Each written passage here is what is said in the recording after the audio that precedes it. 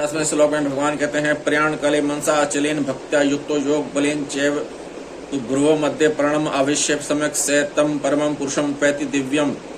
वह भक्ति युक्त मनुष्य अंत समय में अचल मन से और योग बल के द्वारा भ्रुकुटी के मध्य में प्राणों को अच्छी तरह से प्रविष्ट करके शरीर छोड़ने पर उस परम दिव्य पुरुष को ही प्राप्त होता है।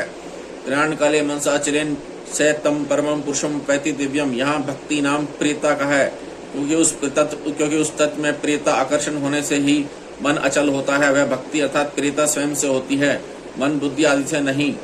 अंतकाल में कवि पुराण अनुशासिता आदि विशेषणों से पीछे के श्लोक में कहे हुए सगुण निराकार परमात्मा में भक्ति युक्त मनुष्य का मन स्थिर हो जाना अर्थात सगुण निराकार स्वरूप में आदर पूर्वक दृढ़ हो जाना ही मन का अचल होना है।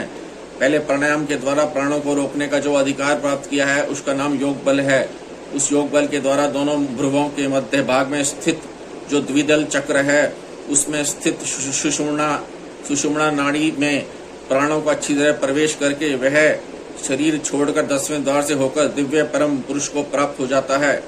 तम परमं पुरुषम पैति दिव्यम पदों का तात्पर्य है कि जिस परमात्म तत्व का पीछे के 9वें श्लोक में जो वर्णन हुआ है उसी दिव्य परम सगुण निराकार परमात्मा को वह प्राप्त हो जाता है। 8वें श्लोक में जो बात कही गई थी उसी को 9वें और 10वें श्लोक में विस्तार से कहकर इन 3 श्लोकों के प्रकरण का उपसंहार किया गया है। इस प्रकरण में सगुण निराकार परमात्मा की उपासना का वर्णन है।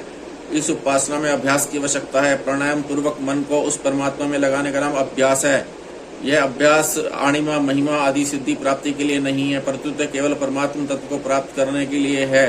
ऐसा अभ्यास करते हुए प्राणों और मन पर ऐसा अधिकार प्राप्त कर लें कि जब चाहे प्राणों को रोक लें और मन को जब चाहे तथा जहाँ चाहे लगा दें। जो ऐसा अधिकार प्राप्त कर लेता है वही अंतकाल में प्राणों को सुषुम्ना नाड़ी में प्रविष्ट कर सकता है।